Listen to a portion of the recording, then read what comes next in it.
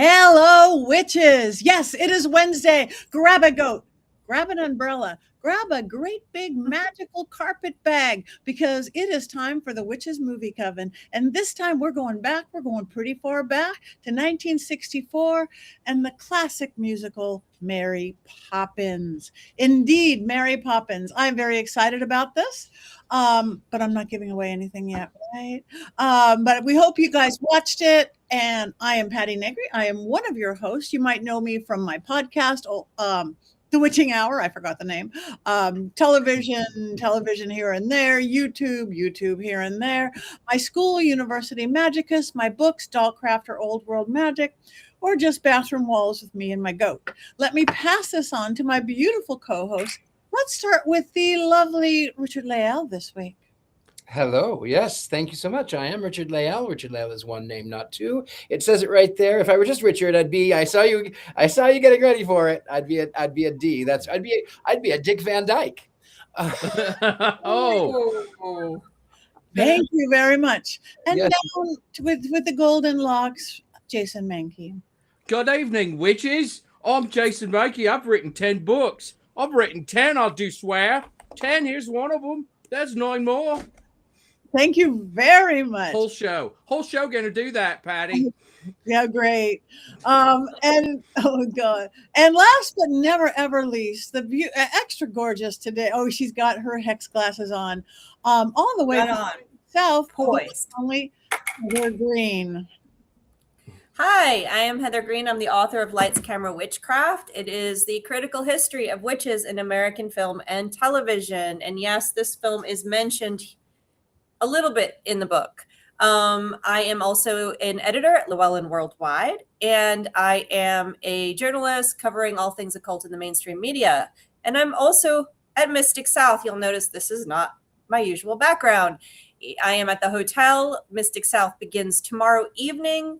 I am on the board, so I'm also on the board of Mystic South, and we begin tomorrow night, kickoff for all you sports fans out there, and we go all weekend with 600, 700, 800 of your favorite witchy friends all together for magical fun and games. Beautiful. New Atlanta. And thank you. And in the background, we have beautiful Tabitha Meadows running our chat room for us and keeping us in the know about everything. And now we may or may not. We have Thumper Forge. He was here moments ago, but there's magic in this movie, as you know. So he may appear and reappear as we. He's in the chat. He's in the chat. He said, "I'm here and alive, even if my phone is not." Okay. All right. Well, all of our fingers are crossed. Our magic bag is being dug into. And again, Mary Poppins, 1964. Richard Leal, just in case somebody has not seen this film yet, I can't imagine, but do you have an unbiased synopsis of this lovely movie? We have, but before we go too far, I want to make certain that everyone goes to the QR code right up here. Mystery Control. If you want to sleep with me, you can get my pillow. One day you'll be able to get in Patty's panties again, but until then, you could be a bro witch, or you can get quotes, and you can get our books, their books. Anyway, right there. So also the likes, comments, and shares, that helps us to continue giving great programming for viewers like you. So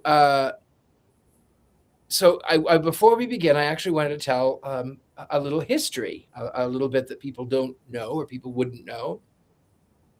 Now, old Hollywood is one of my favorite things in the world. I love it so much.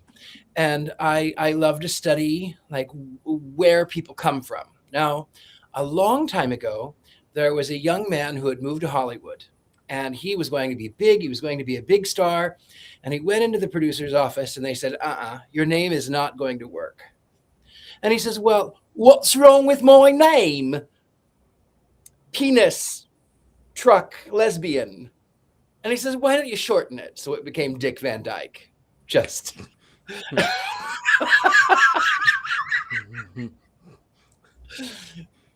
Anyway, thank you so much for the humor. The story is based off of the 1930s books, and it takes place, unlike the books, the books take place in 1930s. The film takes place in 1910 England. And it starts off with a family who the children are relentless about getting rid of their nannies. They always sort of, they don't last long.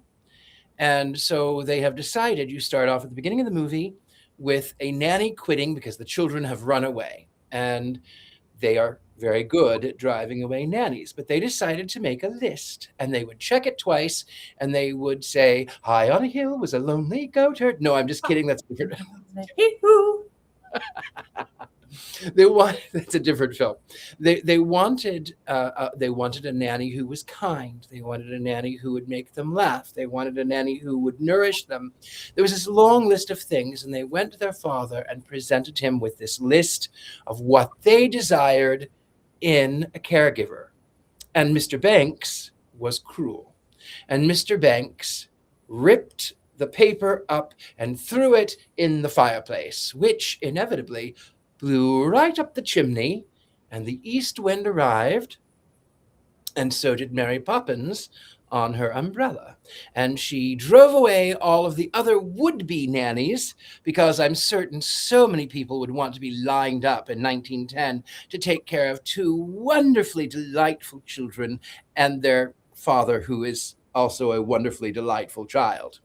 Anyway, they all blow away, and Mary Poppins takes them on adventures. She actually has put the papers together, and she shows up and she says, well, these are the qualifications that you have asked for. This is who I am.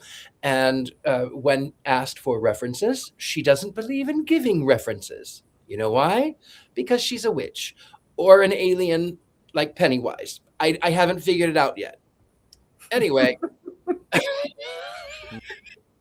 So she ends up by going on great adventures where she also meets the street artist and one-man band, and also sometimes chimney sweep, because it's 1910, Dick Van Dyke, Bert, who has the best Cockney accent that is in no way fake at all whatsoever. It's really English, absolutely. And he does it the entire movie because it's a real accent. Anyway, they go through paintings, they ride horses in the paintings, and Mary Poppins, of course, wins because she does. The bag takes magic things out. And then, according to the SNL sketch, she passes off an STD to Bert. And she has that's a different story. You should go watch that SNL sketch. At the end, the family has come together. They have realized that they are much more joyful together because Mr. Banks, who works at a bank, even though it's on the nose, gets fired because of a joke that the children had told him. And then he realizes, I don't need a job. Why should I have a job? It's 1910. I don't need a job at the bank. I have family. And then the wind blows and off goes Mary Poppins. I think that's it. And then we fly a kite. Oh yeah, flying a kite. Yeah, that too. Oh! I wanted to tell you. Speaking of flying a kite, so actually, a lot of people don't know this about me. Was that my great grandfather would have invented electricity, but he was poor. In fact, I have a photo of him at home hiring a kite. He had to hire one. He was hiring a kite. That's it. I apologize on behalf of everyone watching the show tonight for Richard Lale. He's apparently pretty wound up. Yeah. Though the Dick Van Dyke joke to start though was pretty good. I gotta go with that. All right. Well, thank you for that complete, unbiased synopsis of the film that many of us may not have seen since we were small children, but maybe there is a little bit more information, and maybe, just maybe, our own Heather Green has that information. Heather? Sure. I'm going to give you just a light overview because there's so many things to look back. I mean, there's so much history around old movies. It's so much fun to dig into when you start reading books and stories about the way these were filmed and stuff. And like Richard Lale, old Hollywood is not only my expertise, a lot of my study, but also just I love it. And so I'm just going to give an overview of what we're looking at here and what we're talking about. Mary Poppins, it was released originally in 1964, August of that year. It is not the first live action animation film that they did. That was Song of the South. But it is one of the most well-known where they did live action and animation. Walt Disney, that is. It was directed by Robert Stevenson. We've heard his name before, Bedknobs and Broomsticks. He did a lot of Disney's live action movies. It was written by Bill Walsh and Don DeGrady. I'll talk about the origins in a second. It got 13 Academy Award nominations. It won 2 Grammy Awards. It won Best Actress, Best Film Editing, Best Original Score, and Best Song, Chim Chimney, Chim Chimney, Chim Chim Chiree, and visual effects. So it did get a lot of the Academy Awards. Its budget at the time was $6 million. It has since earned well over 102 million, and then even more for DVD, more actually, 120 something plus for DVDs and CDs and all that, all that good, not CDs, I don't know what I'm saying, videotape and DVDs and all that stuff. And then, of course, the music is by the Sherman Brothers. We've heard of them before here on the show, and I'll let Patty talk about them because she knew them personally. So we'll hear about them a little bit later. Let's talk about the cast. I'm not going to do everybody's, a lot of people in this cast. I'm just going to hit some highlights. Julie Andrews, of course. If you do not know who Julie Andrews is, I just need to put on my glasses right now because she is the GOAT. She had Academy Awards, Emmy Awards, Grammy Awards. She's fantastic. And little teeny Heather wanted to be her when she grew up. This is her film debut. She started in Broadway, or not Broadway, but in musicals. And this was her film debut. You might think it was actually Sound of Music, but this was her film debut. Sound of Music was the next year.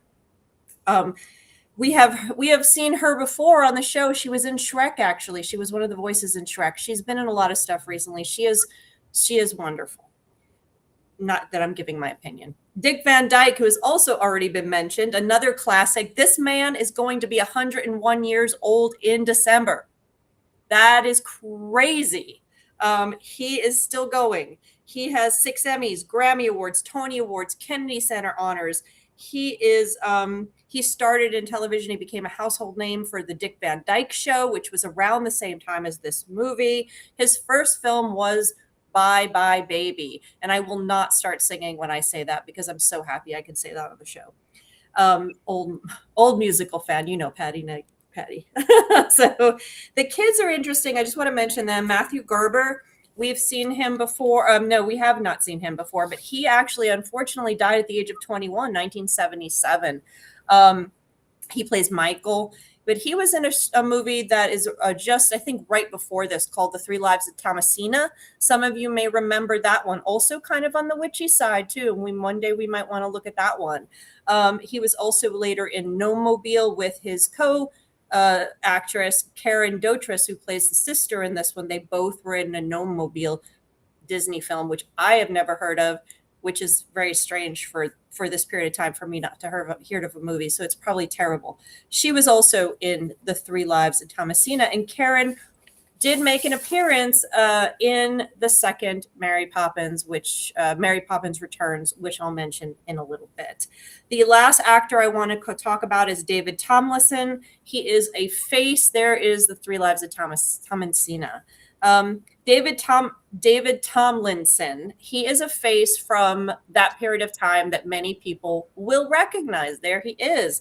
He was in Love Bug. Of course, we saw him Bedknobs and Broomsticks. He was in a ton of things. He plays Mr. Banks. He died in 2000. So he's another person just to mention. So the origins we've already heard about. There were books written by P.L. Travers, which is a pen name. Pamela Lyndon Travers. That was not her original name. She was a Shakespearean actress who started writing this first book, I think, in 1943. Let me check my notes here. 1934 was the first Mary Poppins book. There were 7 after that. The last one was written in 1988 when she was 89 years old. So this is a series of Mary Poppins books written. She wrote the first one. She's from Australia originally, grew up in England. She wrote the first one, was published as a story in New Zealand. So it's kind of an international thing here. Of course, you can watch Saving Mr. Banks, which is a movie that was done about Disney's pursuing her for the story. I was in this movie. Yeah, Richard Lale was in that movie. I was about to, hold on. Yep, got the note. Richard Lale, what were you in that movie doing? Would you walk down the street? No, you can't. I was background. I was new to Hollywood. And it was my first year in Hollywood, and I was limo driver number 3 at the premiere at the Chinese Theater. And I had this fabulous 1964 Cadillac limousine. And as I hadn't driven a car that big in forever, and I pulled up to the curb, and it went,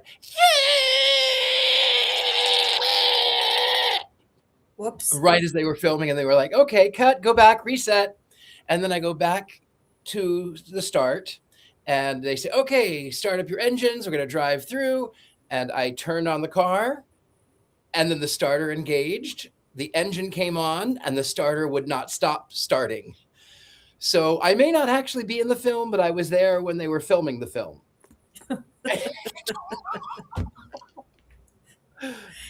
Well, that film is about how that worked and how he got the film, and he pursued it. They pursued it for quite some time. Disney loved it when he got his idea on something. When he wanted something, he would pursue it for years and years. He didn't let it go. And this was one of those properties he wanted for a very long time. Let's talk about Mary Poppins Returns, which was released in 2008 with Emily Blunt, Lin-Manuel Miranda, if you love him from Hamilton fame, of course, Colin Firth, Meryl Streep, David Warner, his last film, and cameos by Angela Lansbury. And actually, that was supposed to be Julie Andrews, but she turned it down. She didn't want to upstage anybody. Karen Doltris, which I already noted. Dick Van Dyke makes an appearance in it. It was directed by Rob Marshall, which is notable because he has directed and produced and did choreography for a lot of the big musical films. And he is actually, I just learned, working on producing Guys and Dolls. I am over the top excited about that because I love Guys and Dolls. But he did Chicago. He did the 99 Annie, Into the Woods, Memoir of a Geisha, which is not a musical, but a ton of stuff. So this movie did get critical acclaim. Most people liked it. It got its money back. It is, it's an interesting modern take. And of course, Emily Blunt is the Mary Poppins coming back to help the Banks family once again. Finally, my last note is magical nannies. And this is the debate that we kind of have touched on over the years while we've been doing this show. And I think it was just brought up, is Mary Poppins a witch? So, I talk about my book, Magical Nannies, as a type of adjacent to the witch or a type of witch, a magical nanny. We have Nanny McPhee. You have, what's her name? Miss Egeldine Price. You have other type of magical nannies that come in, magical moms that come in to take care of kids. You even can think they might be fairies, kind of like the 3 fairies of Sleeping Beauty who raise Aurora. Is she a fairy? Is she a magical fairy? Is she a magical nanny separate? Is she an evil clown from the underworld, as Richard Lale suggests? What is she, just a witch in a different form? Is this just another type of witch? She definitely has magic. So that's something we can talk about, and we can have our chat Coven members weigh in on. Is she a witch? What do you think, guys? I think she's an alien. I think that she is the Pennywise. She is akin to Pennywise. I also think that she is akin to the witch in Weapons. I think that she's the nice aspect of it. It's sort of like the Monsters Inc., where they all of these magical beings sort of teleport through one place to another, and they live for fear and terror. But then they realize, oh well, I can actually I can feed off of their energy, but make them laugh. Same thing. Well, Tabitha says she's an elemental, a fae. Clearly, she's a demigod. She's probably the daughter of Zeus and Hera, or some equivalent from a different pantheon, sent to Earth to do good deeds to help mortals in need who make the proper sacrifices to the gods. They just didn't show the Banks family doing that in the movie because they were worried about the Christians getting angry. But if you look at the subtext, it's very clear they're a devout pagan family worshiping the Greek gods, and then a demigoddess comes down and bails them out in their darkest hour, and does it twice because, of course, she comes back in Mary Poppins Returns. So that's what she's 25 years later, like Pennywise. Yeah. I don't know. I'm just going to say she's a witch. Dang it. She's a witch who traded her broom for an umbrella. She has her magic carpet bag. That is such a witchy thing to have. She shows up when she is needed. She leaves when she is needed. She doesn't over-explain anything. She doesn't give excuses for anything. She works on the wind. So the elemental thing works for me, and the fae works for me. But I'm just going to go, she's the modern witch of 1964. She doesn't over-explain anything. Some of those songs last a long time. Especially when you're a young 8-year-old Jason and you don't quite understand musicals yet. So yeah, she does over-explain a little bit. Like, how many times do you have to say a spoonful of sugar makes the medicine go down, down, down in the most delightful way? We get it. I'm having some Robitussin and then I'm having some sugar. You don't have to say it 17 times. This is a nanny trait because she does explain why you shouldn't be afraid of a thunderstorm in The Sound of Music in the same length of time. And all the look at that. He's a downer. Thunderstorm. See, so it must be a nanny thing. It's not really, that's not a witch thing. It's a nanny thing. A nanny thing needs to explain things multiple times over and over in song perfectly to upset children and children that don't want to do what they're supposed to do. This is a nanny thing. Children should just pay attention. But she doesn't make excuses for herself. She does not make excuses for herself whatsoever. Proper witch all the way. I will tell you, though, with your explanation, Heather, that may actually be true. She may actually be a witch with your explanation because, a little known fact about me, I actually was a daycare teacher, not quite a nanny, but I was a nanny witch. And I would have to explain to these 3-year-old children, and I would have to sometimes do it in song, and I would have to repeat it 17 times so that they would get the essence. So maybe you're right. Maybe she is a nanny witch. And she has a magical word. It's supercalifragilisticexpialidocious. Even though you say it backwards, because that one irritates me when it's Rufus, something like that. Indubitably backwards. That is how I learned to spell, you guys. That is how I learned to spell. That was my entry into spelling. That music is the soundtrack of my life. That is the soundtrack of my life. The music can't be, it still rings in my head 100 years later. So yeah, let's talk about the music. Let's talk about the Sherman Brothers. Yes, she's a witch. She's an elemental. She's a fae. She's Pennywise. Okay. The Sherman Brothers, they were the musical brothers. They actually were staff writers for Disney, for the Walt Disney Company. And everyone knows their music. I mean, I don't think you can escape their music. Look at that. Look at those songs right there. I mean, even the song that you love to hate, It's a World of Wonder, Small World, is the Sherman Brothers. You can't hate that song. I hate that song. I love that song. People without a heart. Love to hate that song. It's just not going well. Love to hate it. You don't hate it. You love to hate it. I am No, not you love it. thing. You love it. But I'm Sherman, I just want to say how I'm just honored. I was barely a girl, just hitting 21 to be able to get into this place.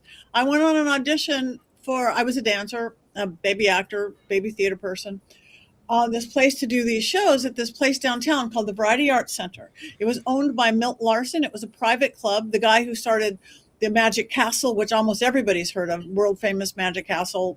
He just passed a year, maybe 2 years ago. And I went on this audition and got hired as a chorus dancer and chorus girl and kind of their little dumb blind comic thing. And little did I know, I spent 10 years doing original music with the Sherman Brothers. Dick Sherman was there every night. We'd come up with a new show every week or two. We did 2 shows a night. It was old-fashioned, big ballroom dinner theater songs and dances and bad little sketches. We did a show called The Whoopee Club, all original music. We did a show called Variety Vanities of 1938. We would go through these years. It was an early version. It was a private club. Women had to wear dresses, men had to wear suits and ties, and this was my enter into adulthood. I at the time I realized I was lucky. I didn't realize how lucky I really was to just get to spend 10 years doing this, working with the costumers, the choreographers, everything, with goofy beautiful Milt Larson and Dick Sherman, everybody drinking after the show. And that's what you did at that age. You drank and you created new songs together. So it was pretty cool. And even again, this movie was my soundtrack of life.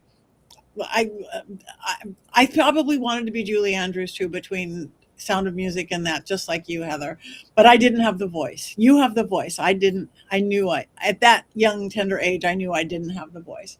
But even Dick Van Dyke, I must say, me being the Hollywood kid, it's been, well, it was pre-COVID now, so it was probably over 5 years ago, but not that many years ago.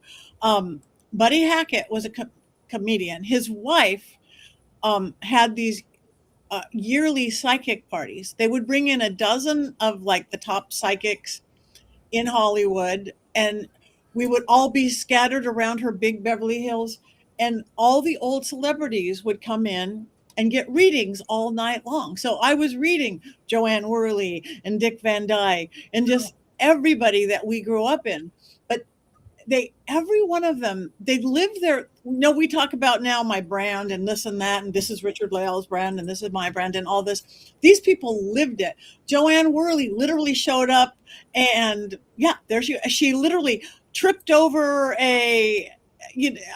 she did her little ha in her big thing in her big caftan dress, and it was just a party that she did. Dick Van Dyke showed up, and again, he was well into his 90s by then, maybe not 101. He literally did a version of the trip over the Ottoman on his entrance to the party. You did not walk into a party. Every one of them made an entrance. And again, I'm just like, I am the luckiest girl in Hollywood to get to experience this old Hollywood while they're still here. And again, he is still here. So when I get to watch this movie and I get to see what he's doing and still doing, look at that, VintageLosAngeles.net. Look at Wow. that. And how dangerous to do that pratfall in your 90s. I know, and Right? he's Like- and he was the goofy and the wiggly legs, and he did the whole thing, and and then he would come sit down with me, my little two-top, to do tarot readings and stuff. Each one of them, cloud nine. I think I got to do it 2 or 3 years in a row. It was the desired job of the year for every known psychic in Hollywood, and lucky enough to get it 2 or 3 times. But back to this movie again. Movie stars were different then. I'm sorry. Movie stars, music, all of it. That's it. That's all I'm going to talk about. Moving on. There was a stunt that Dick Van Dyke did, and I can't remember what film it was, but it was recent, like 10 years ago, where he jumped onto the top of a desk, and it would have been in his 90s, and I can't remember which one it was, but still, at that age, I mean, it's amazing. He will live to be 200 at his pace. It's true. Well, in December, he's going to be 101. I can't remember the exact date. It's late December. So he's going to be 101, and we need to celebrate. That's a milestone. That is. I was shocked. I didn't realize he was that old. I knew he was old, but I didn't realize it. 1925 is when he was born. The world was such a different place then. And he still goes out. He still goes. I mean, it's not like he's home in the old folks' home. He's the I have witch. to admit, I loved him though when he played the doctor on Diagnosis Murder. Diagnosis Murder.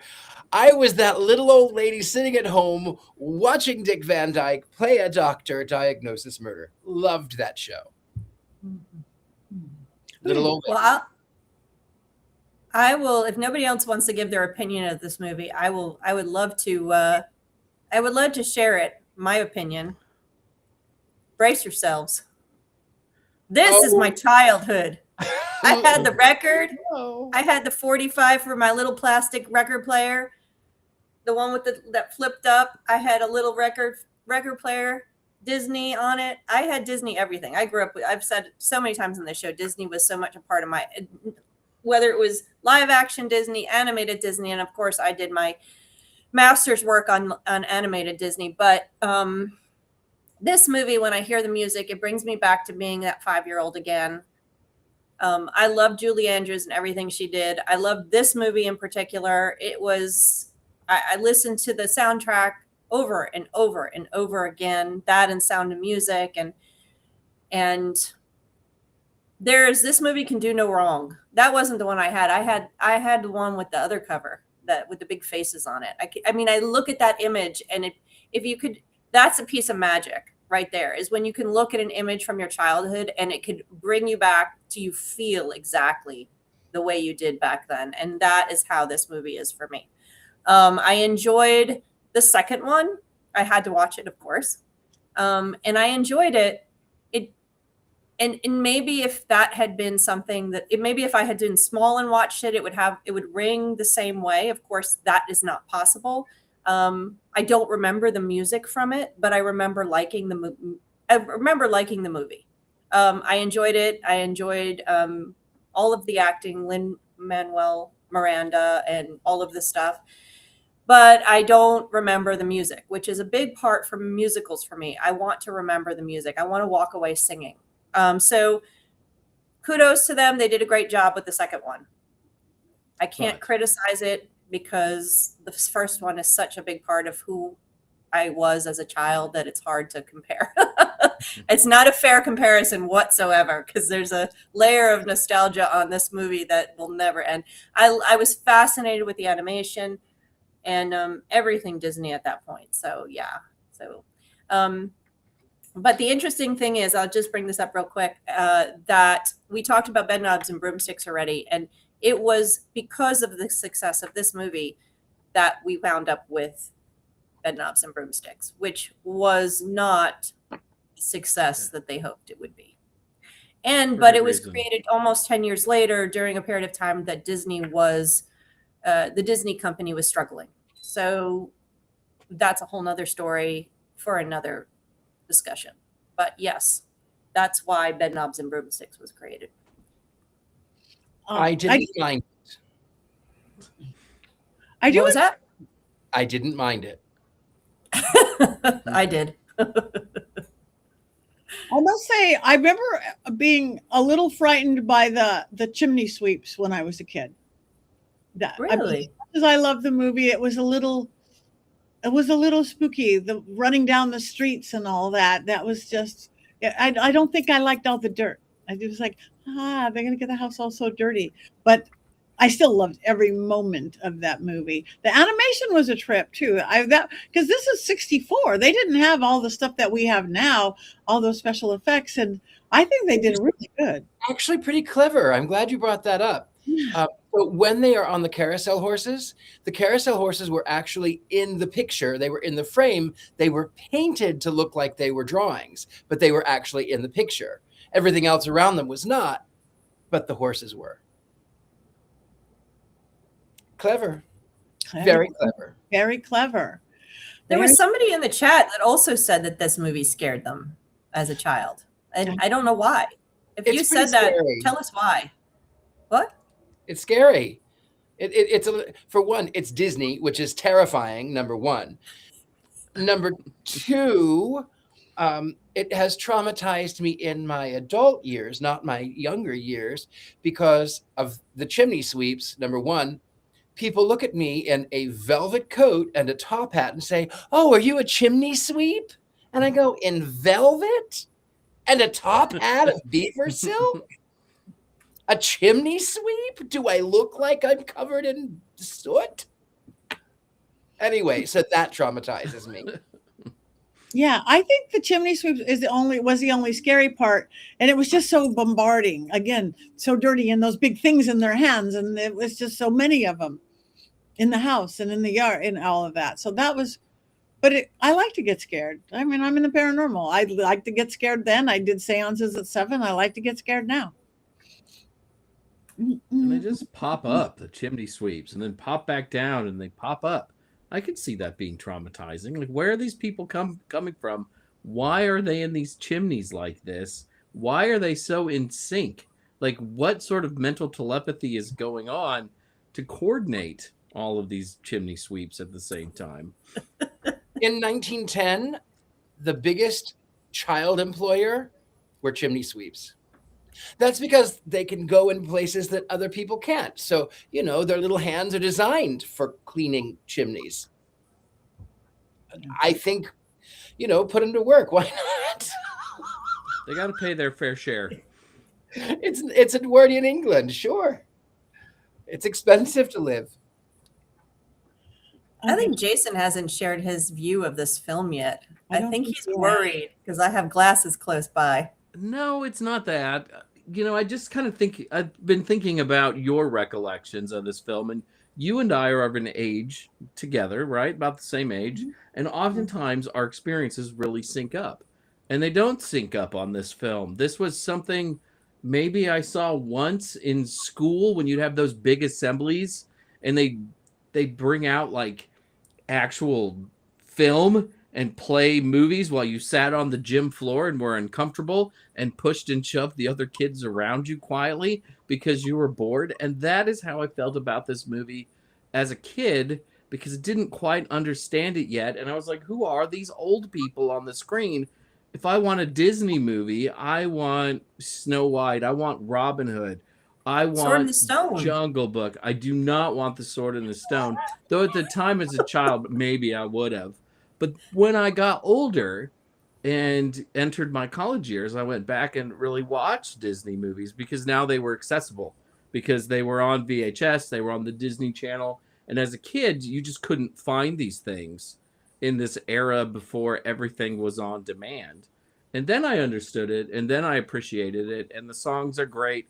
The animation is stunning and wonderful, and it has this look that really holds up, that it doesn't look dated even when you watch it now, at least in my opinion, because there's just something so classic about all of it. You do kind of see the beginning of the cheapness of that Disney era, where a lot of the human animal characters all sort of look the same, which would really come into play later with Robin Hood and Jungle Book. But Julie Andrews and Dick Van Dyke are just so charming, and the songs are just so good, and they're such earworms. But as a child, I was sort of take it or leave it. I was also probably a boy and didn't quite get the idea that this is a movie helmed by a woman as the main character, which when you're a kid, it's like, no, let's watch Star Wars when you were like my age. But now I like it. No glasses are necessary tonight.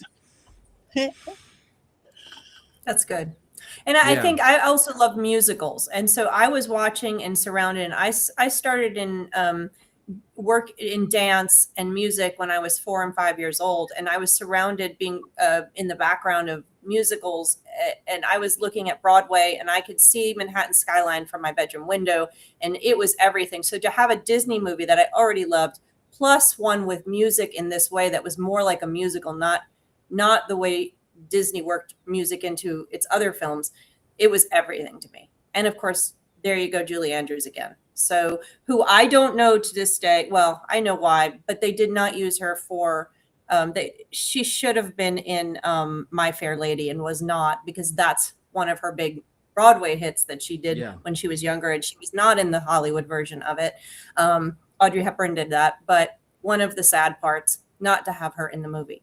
But that's a side note. I was really into musicals, and I think that's one of the reasons that would have made it different for you and I, Jason.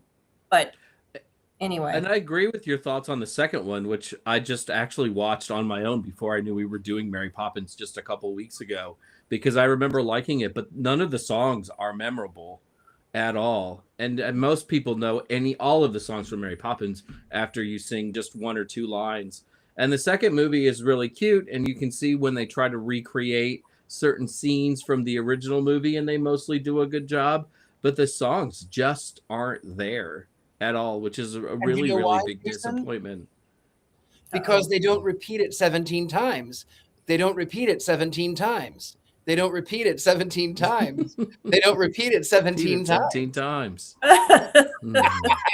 Oh, there they all are. There was Who a did list the of music for songs. the second one? It wasn't the Sherman Brothers, I'm sure. No. No, it was Lin-Manuel Miranda, which is probably why it's kind of surprising that it wasn't as memorable as we kind of thought it would be. It just wasn't. It wasn't, but it was lovely, and they did a nice tribute to it. We'll call it that. But I'm wrong. It's not Lin-Manuel Miranda. I just looked it up, so I have to apologize to Mr. Manuel Miranda for accusing him of doing the music.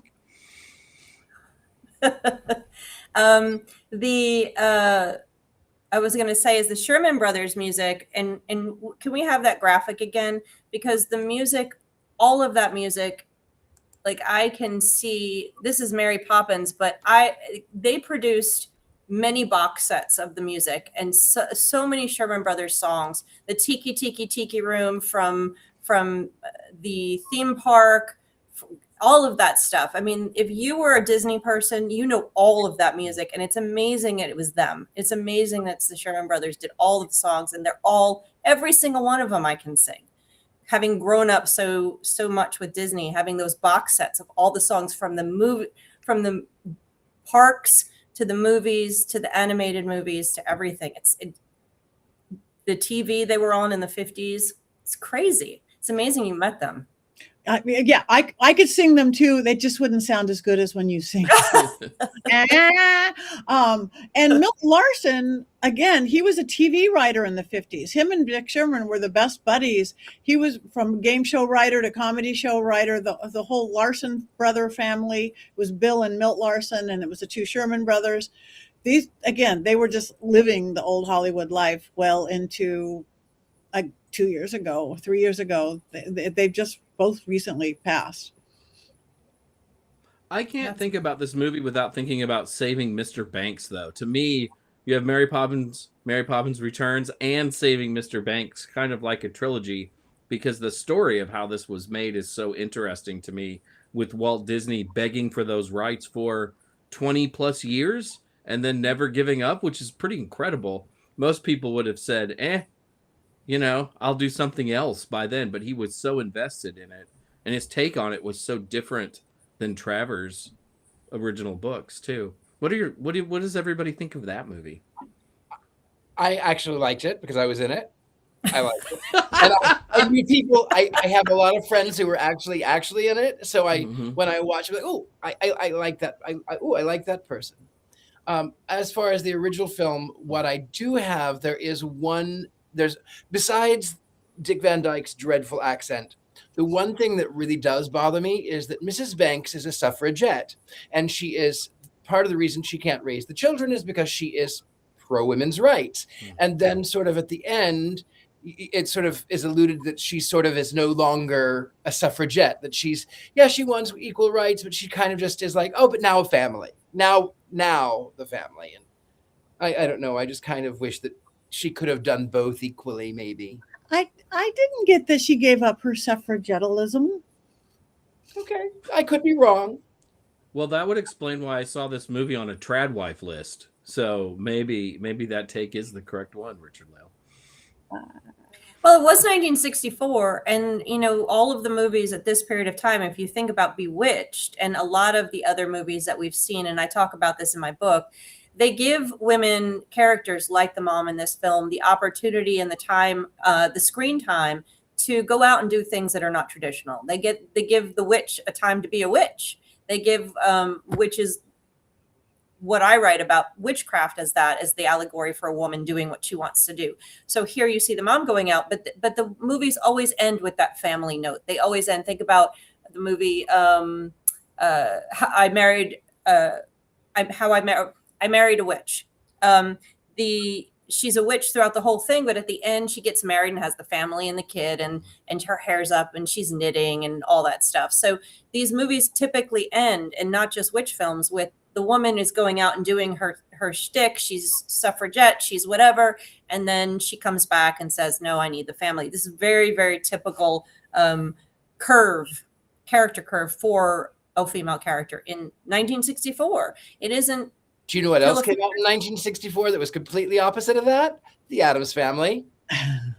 And the Addams Family was that, and Bewitched broke a lot of boundaries. TV pushed that boundary and started changing. And typically TV changes things socially in films, in our culture, before movies do, which is crazy to think about. But yes, Addams Family was remarkable for sure, Richard Lell. We all love Addams Family. I just want to Addams Family.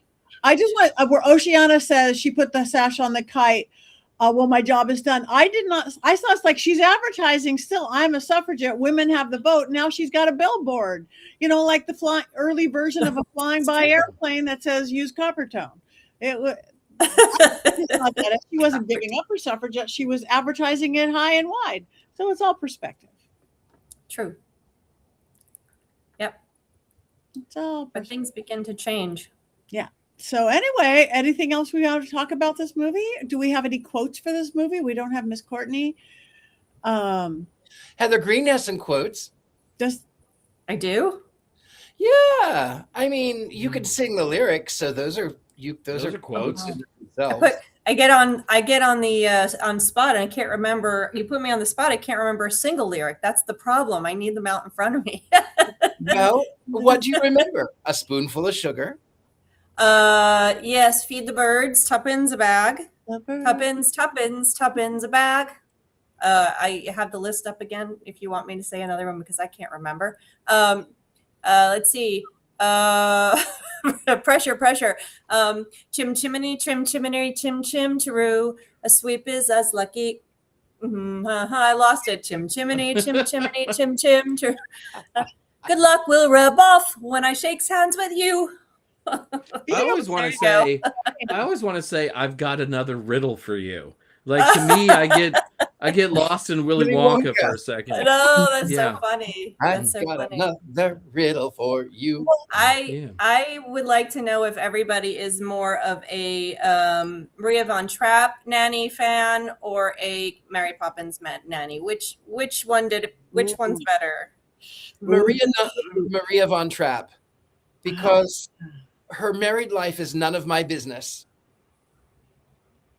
Sherry Bobbins from The Simpsons, of course. That is not a take on a Disney character at all. Sherry Bobbins. Completely original. Well, I'm sticking with Mary Poppins, though I love Von Trapp. All right, we're going off course here for a second. Jason, Mary Poppins. Jason, do you have whatever it is you're doing these days? Whatever it is that I'm doing, yeah. I guess I do. Movie moment that I think it's the Mankey mystery moment. Mankey mystery moment. It's it's hard to write jokes now for 3 years about all of these movies, and today was an especially difficult day for me to write jokes. I had planned this whole bit about how glorious England is and how Dick Van Dyke shaped my English accent so that I can fit in with the locals when I'm in London. Shine your shoes, Governor. Hey, Mary Poppins, I'm a chimney sweep. Yes, I am.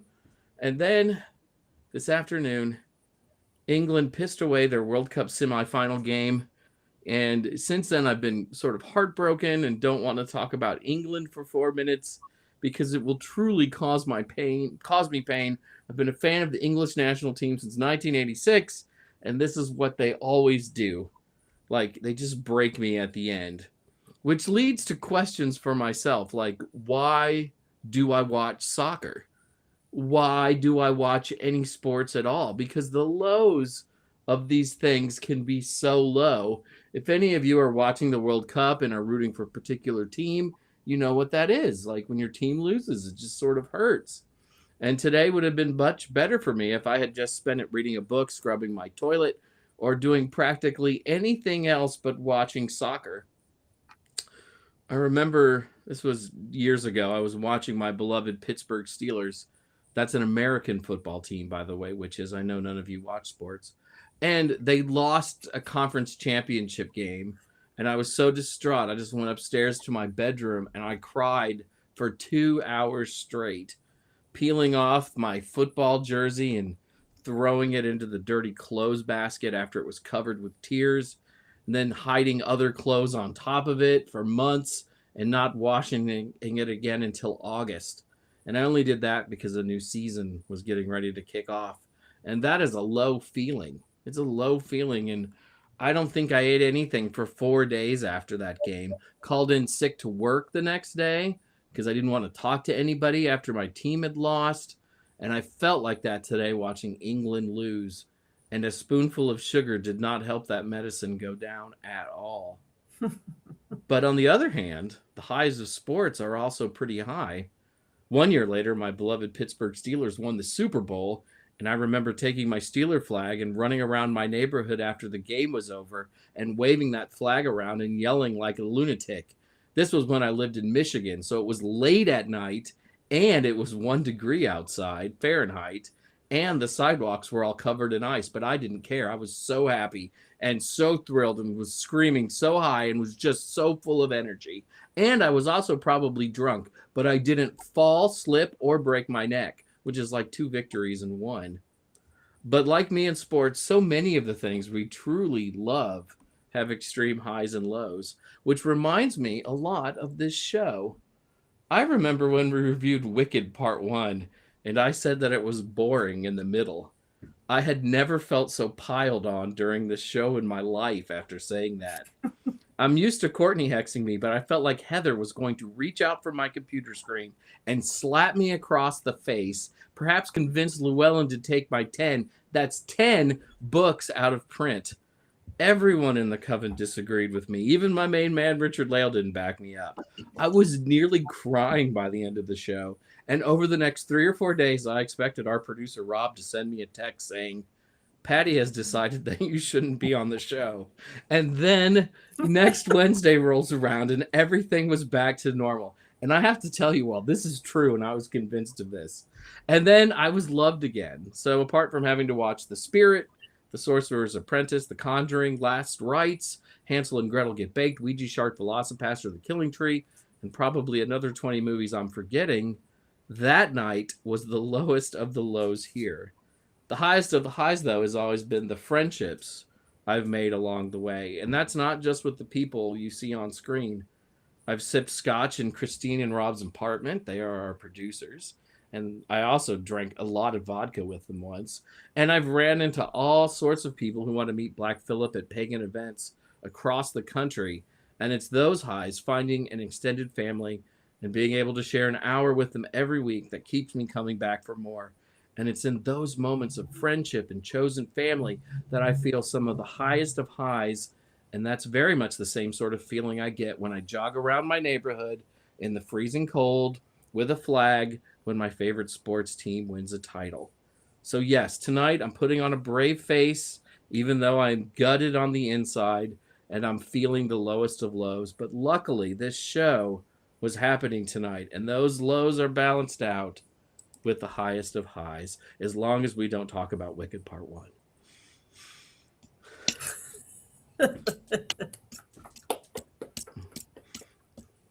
Amazing as always. Thank you so much. Yeah, we got to figure out I what had you this do. beautiful Dick Van Dyke thing to do, and then I really was gutted. Oh. Yeah. Mistruck lesbian. Just, Jason, a spoonful of sugar will make the medicine go down. It's true. The medicine go down. The medicine go down. All right. On that note, The menacing wands. Grab your wands or your umbrella or your carpet bag. Wands up, Or your wands pen. down. I didn't mind it. This is up. Oh, This is way up. This is This is super way up. Mine's super way up. Jason's is super way up. What is that? Mine? No, Jason's. oh, It's a crystal on top. Hot. I'm sorry. I was picturing a big hula skirt on top. Never mind. White screen.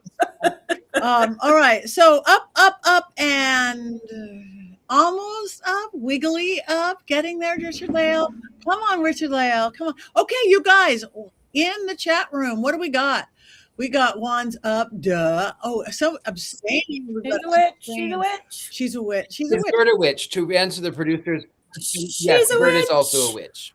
She's a Wands witch. up for Mary. Just Wands up for Mary Poppins. Wands neutral. We got a neutral. Wands up because it was a nice, Mary Poppins. great escape.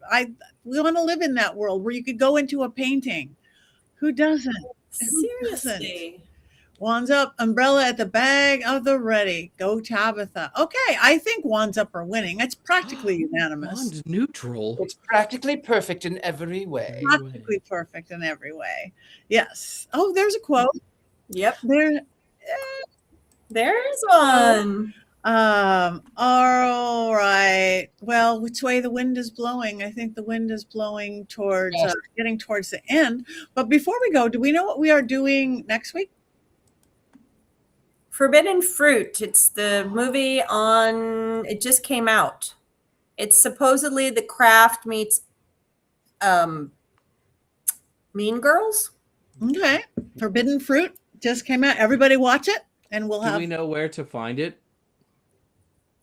Let me look. I think it's Netflix or something like that. I will look right now for everybody. Forbidden Fruits.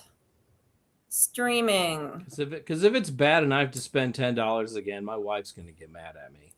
No, it's Apple TV and Amazon has it and YouTube and AMC, and it looks like it's not $10. Google Play, Fandango. $9.99. No, it's not $9.99 from what I'm looking at. Okay, so everybody watch Forbidden Fruit. Let's see what we get. And does anybody we have a couple minutes left, have anything coming up? Like Heather, start with you. Anybody near you? Mystic South. It is coming up tomorrow. Starting tomorrow night, we have opening ceremony and ritual, and then a gathering, and then we start Friday morning, and we go all the way through Sunday. So come on, if you're in the Atlanta metro area, tickets can be purchased on site. Join us. We've got classes, we've got rituals, we've got vendors, we've got healers and readers, and just a whole lot of witches having fun. Yay. Thank you very much. Jason. I've got nothing coming up. I'm just at home for 2 months, and I'm going to go stir crazy by the end of it. Just everybody, if you live in the Southeast, go to Mystic South. It's wonderful. It's great. And you'll have a wonderful time, and I'll be very jealous that you're there while I'm at home. I will get there one of these days. Richard Lale. Black Phillip. I'm here in New Orleans. I am easy to find, thegentlemanpsychic.com, doing seances and tarot readings here in my home. I'm easy to find. Also, you can find me at University Magicus right there. That's me. Thank you very much. Next week, if you're anywhere near Eureka Springs, Arkansas, I'm going to be doing this really cool event called Obscuricon, doing all sorts of obscure and con things, ghost hunts, seances, workshops, classes in Eureka Springs, Arkansas. And then I'm headed days later to New Orleans for New Orleans Paracon. It's the first time Paracon is doing all sorts of fun things, like exclusive, like small groups, like 10 people seances and dinners. Bigger things too, as well as ghost hunts and workshops. I think I'm teaching 4 workshops that weekend, from haunted dolls to psychic development to moon magic to all sorts of things. And then it gets busy after that, heading back to Midsummer Scream. But you guys check it. Follow all of us. Please like us on social media. We just want you to like us. including Mystery Control, including Witches Movie Coven, including each of us individually. We're all on all or most of the social medias. We all have websites. We almost all have books. So Love me, say that you love me. say that you love me. We could write a song. And then one day, what we want to do, would you guys want to come? We want to do a live thing, like a screening together. We want to all get together. We're still working. We're getting really close to that. So will you guys come see us live? And we could do fun things like movie watching workshops, rituals, goats. Goats. All the Black Phillips together at the same time. Oh my Cackling. goodness. All right. Thank you again, Tabitha, in the room. Thank you, Rob and Christine in the background, keeping us here. Thank you, Thumper, wherever you ended up. We love you very much. And he tried. He was here. So on that note, we have one last thing to do because we are witches. 1, 2, 3.